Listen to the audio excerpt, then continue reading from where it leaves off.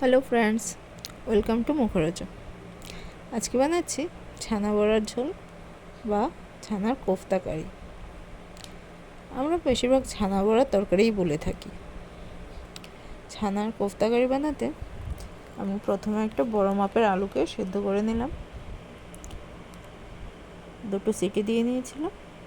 আলুটা ঠান্ডা হতে হতে বলে রাখছি, যারা এখন আমার চ্যানেলটিকে সাবস্ক্রাইব করেননি প্লিজ আমার চ্যানেলটিকে একবার সাবস্ক্রাইব করে নিন আর পাশে দেওয়া বেল আইকনটিকে প্রেস করে দেবেন, যাতে নতুন ভিডিওর আপডেট সবার আগে আপনি পেয়ে যান।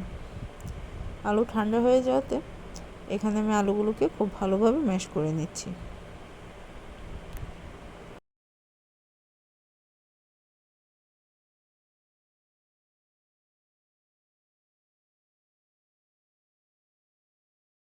আলু ম্যাশ হয়ে যাওয়াতে এখানে আমি আলুর সাথে ছানাটাকে অ্যাড করে দেব। এখানে আমি 500 গ্রাম দুধের ছানা নিয়েছি। ছানাটা আমি বাড়িতেই বানিয়েছিলাম। যদি পারফেক্ট ছানার রেসিপি আপনারা দেখতে চান তো সেটা আমাকে জানাবেন কমেন্টে, আমি আপনাদের সাথে শেয়ার করে দেব। এবার ভালোভাবে মাখা হয়ে গেলে কিছু ড্রাই ইনগ্রিডিয়েন্টস আমরা এখানে অ্যাড করে দিচ্ছি। প্রথমে দিয়ে দিলাম স্বাদ মতো নুন, তারপর দিয়ে দিলাম বাইন্ডিংয়ের জন্য কিছুটা ময়দা, তার সাথে সাথে আমি নিলাম হলুদ গুঁড়ো, লঙ্কা গুঁড়ো, জিরে গুঁড়ো, কিছুটা গরম মশলা গুঁড়ো। সবগুলো গুঁড়ো মশলা একসাথে মিশিয়ে আলু এবং ছানাটার সাথে ভালোভাবে মেখে নেবেন।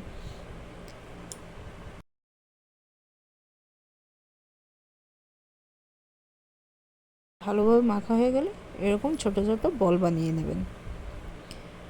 বলের সাইজটা আপনি আপনার পছন্দ মতো রাখতে পারেন। আমি মিডিয়াম সাইজে রাখলাম। সবগুলো বল বানানো হয়ে গেলে উপর থেকে কিছুটা ময়দা আমরা স্প্রিঙ্কেল করে দেব, যেন একটার সাথে একটা আটকে না যায়। এবার তেল গরম করে একটা একটা করে ভাজতে দিয়ে দিচ্ছি। একসাথে খুব বেশি দেবেন না, নয়তো উল্টাতে পাল্টাতে কষ্ট হয়ে যায়। এখানে খুব হালকা হাতে আমাদের এগুলোকে নাড়াচাড়া করে ভেজে নিতে হবে। একদম পারফেক্ট গোল্ডেন ব্রাউন হওয়া পর্যন্ত ভেজে নেবেন।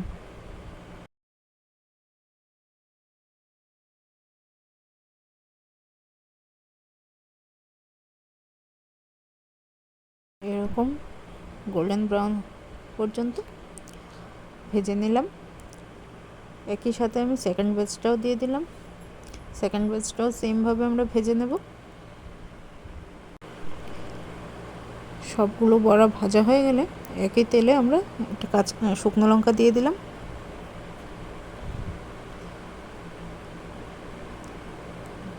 তার সাথে সাথে দিয়ে দিচ্ছি আধা চামচ পাঁচফোড়ন, বা আপনি গোটা জিরে দিয়েও ফোড়ন দিতে পারেন।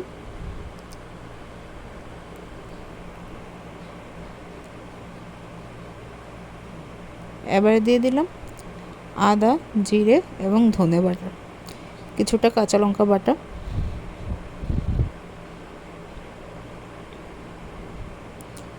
একটু নাড়াচাড়া করে এখানে দিয়ে দিচ্ছি হলুদ গুঁড়ো।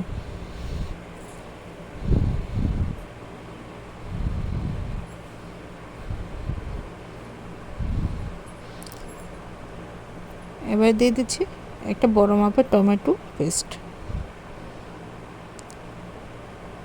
এটা নাড়াচাড়া করে মিক্সিং জারটা ধুয়ে টমেটো পেস্টের সাথে কিছুটা জল মিক্স করে দিয়ে দিলাম।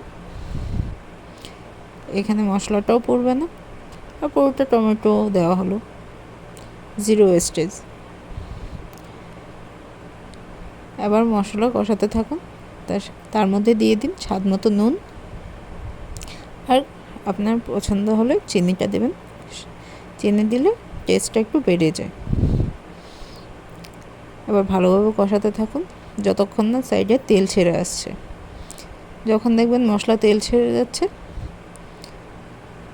তখন এটাতে কিছুটা জল অ্যাড করে দেবেন।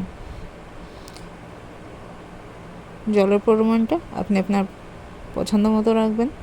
আপনি কতটা গাঢ় ঝোল চান বা গ্রেভিটা কতটা পাতলা বা কতটা গাঢ় কনসিস্টেন্সি চান সে পরিমাণ আপনি জল দেবেন। যখন দেখবেন ঝোলটা ফুটে উঠেছে তখন আমাদের ছানা বড়াগুলো ঢেলে দেবেন। এখানে মাথায় রাখবেন যে ছানা বড়া ঢালার পর খুব বেশি ফোটাতে হবে না, আর খুব বেশি নাড়াচাড়াও করা যাবে না, তো ছানা বড়াগুলো ভেঙে যাবে। একটু ফুটে গেলে দিয়ে দেবেন গরম মশলা গুঁড়ো,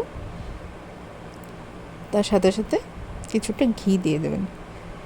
ঘি ছাড়া নিরামিষ তরকারি হয়ই না।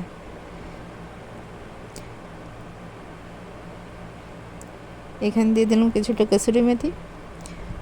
এটা পুরোপুরি অপশনাল, আপনার পছন্দ হলে দেবেন, না হলে এটা স্কিপ করতে পারেন। বাস তৈরি আমাদের কোফতা কারি।